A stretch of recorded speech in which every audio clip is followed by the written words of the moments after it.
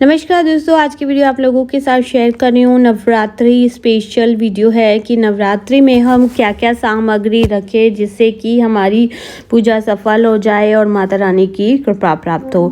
तो नवरात्रि को लेकर काफ़ी सारे सवाल उठ जाते हैं कि नवरात्रि कब से है। तो दोस्तों, नवरात्रि जो है बुधवार को 22 मार्च 2023 से शुरू हो रही है और चैत्र नवरात्रि की जो घट स्थापना का मुहूर्त रहने वाला है वो सुबह 6:23 से लेकर 7:32 यानी कि 1 घंटे 9 मिनट तक ही रहने वाला है।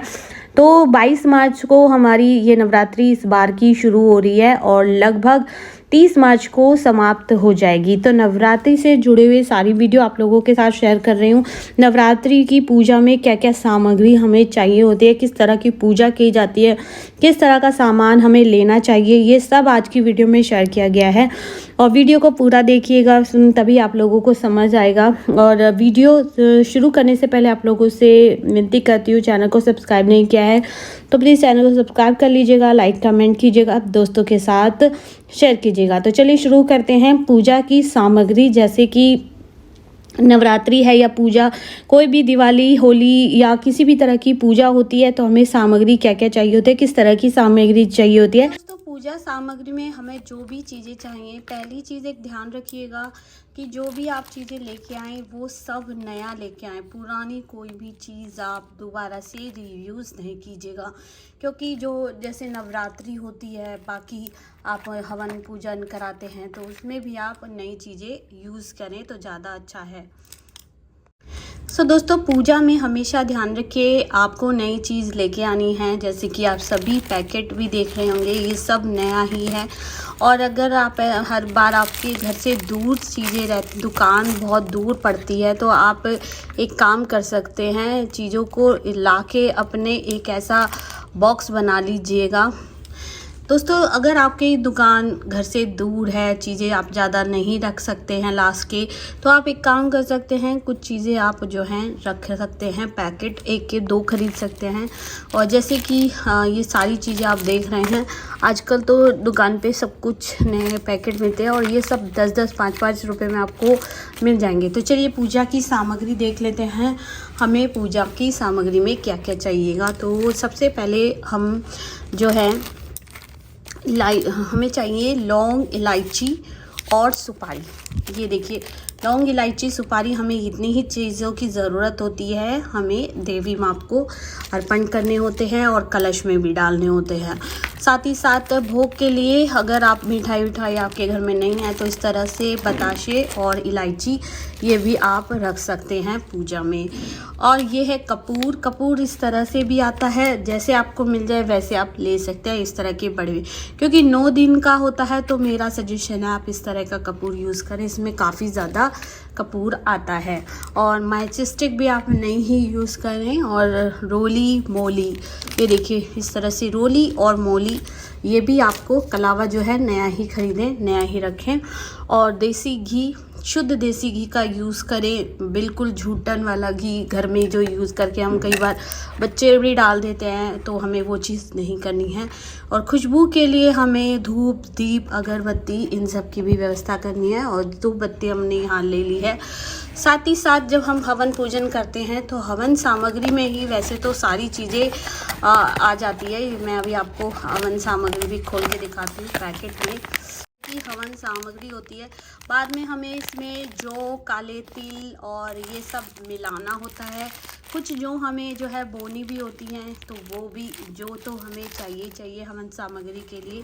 और ये आम की छोटी छोटी लकड़ियाँ हैं, क्योंकि हवन कुंड जो होता है छोटा, अगर आप छोटी हवन कुंड में पूजा पाठ कर रहे हैं तो आपको इतनी लकड़ी बहुत होती है, नहीं तो आप बड़ी बड़ी हवन कुंड की हवन के लिए बड़ी वाली लकड़ी भी आम की लकड़ी यूज़ कर सकते हैं। इसके लिए हमें जौ, काले तिल, चावल, देसी घी, ये सब हमें हवन के टाइम पे जो हवन सामग्री में मिलानी होती है, बूरा मिलानी होती है, शक्कर मिलानी होती है, वो सब आपको आगे वीडियो में देखने को मिलेगा। और साथ ही साथ गंगा जल को ज़रूर रखिए। गंगा जल जहाँ आप पूजा कर रहे हैं सबसे पहले तो गंगा जल का छिड़काव कर लीजिएगा, पोछा लगा लीजिएगा। और कोशिश कीजिए अगर गोबर का आप लेपन कर सकें, उसके बाद आप चौकी स्थापित करें।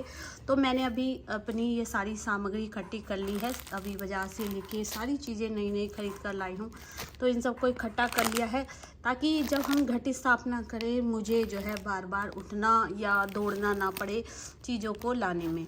तो मैंने ये सारी चीज़ें आप लोगों के साथ शेयर कर दी है, पूजा में क्या क्या चाहिए। तो चलिए अब देख लेते हैं बाकी की चीज़ें कैसे कैसे अरेंज करनी है। फल कौन से लेने हैं, मेवा किस तरह के लेने हैं और मिठाइयाँ कौन सी लेनी है। घर की बनी हुई मिठाइयों का भोग लगाएं तो सबसे अच्छा है। अगर आप देखना चाहते हैं मेरी घर की बनी हुई मिठाई मैंने कैसे बनाई तो उसका भी वीडियो लिंक मैं डिस्क्रिप्शन बॉक्स में दे दूँगी, आप वो भी देख सकते हैं। तो चलिए ये तो थी पूजा की सामग्री, बाकी की चीज़ें भी हमें पूजा के लिए चाहिए होती है। नवरात्रि के दिन वो क्या क्या चाहिए होता है वो भी देख लेते हैं।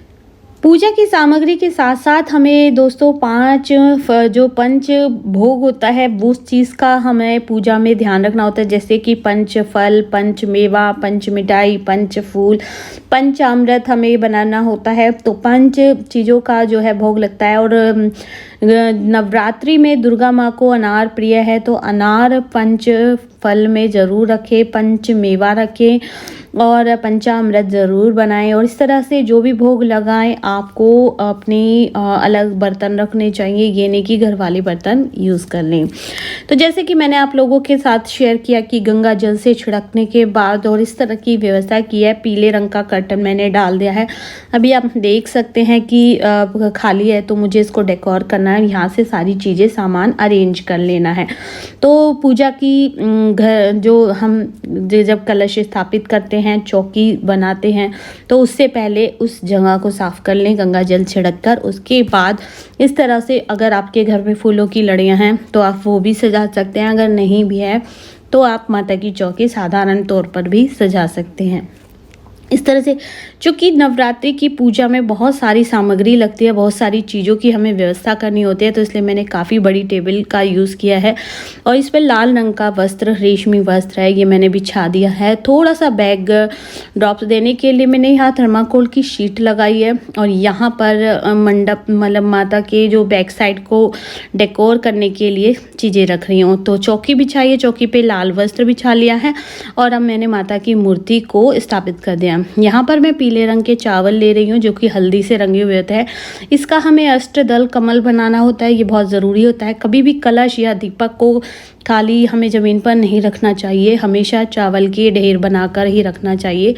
और नवरात्रि है तो हमें जौ भी बोने होते हैं, तो मिट्टी की बर्तन में मैंने ये मिट्टी रख दी है। मिट्टी को काफ़ी अच्छे से छान लेना है, साफ़ कर लेना है, गीली मिट्टी का प्रयोग करिएगा। और जो भी सामग्री मैंने अभी आपको वीडियो की स्टार्टिंग में दिखाई वो सब मैं धीरे धीरे अपनी इसी टेबल पर व्यवस्थित कर दूंगी, जिससे कि मुझे पूजा करते समय बार बार उठ के छोटी मोटी चीज़ों के लिए उठना ना पड़े, किसी को बुलाना ना पड़े। इससे डिस्टर्बिंग पूजा हो जाती है क्योंकि आपका ध्यान फिर चीज़ों को लाने और करने में रह जाता है। तो इस तरह से पहले से ही आप अपनी सारी चीज़ों को अरेंज कर लीजिएगा।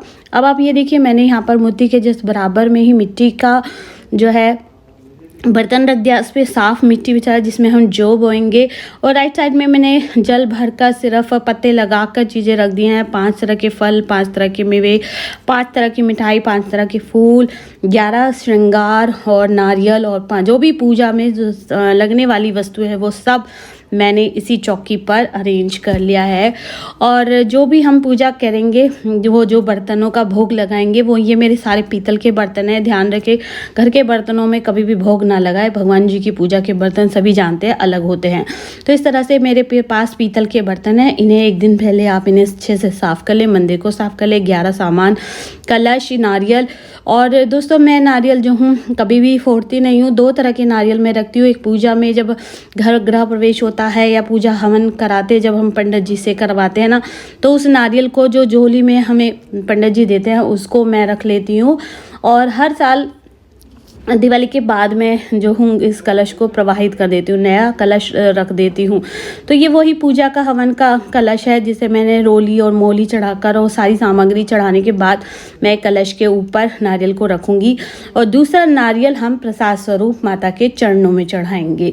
कभी भी जो नारियल हम कलश के ऊपर रखते हैं उसको फोड़ते नहीं है, क्योंकि उसमें लक्ष्मी जी का वास होता है। इस चीज़ का ध्यान रखिएगा।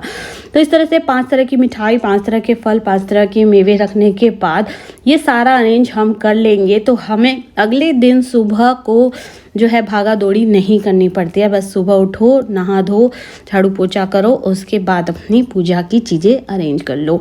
तो इस तरह से एक दिन पहले से ही आप ये सारी चीज़ें एक जगह रख लेंगे तो आपका मन भी अच्छे से लगेगा। साथ ही साथ दुर्गा सप्तशती, दुर्गा चालीसा, दुर्गा कवच जो भी आप पढ़ते हैं वो सब यहाँ रख लीजिएगा। वीडियो कैसी लगी दोस्तों के साथ शेयर कीजिएगा। तब तक के लिए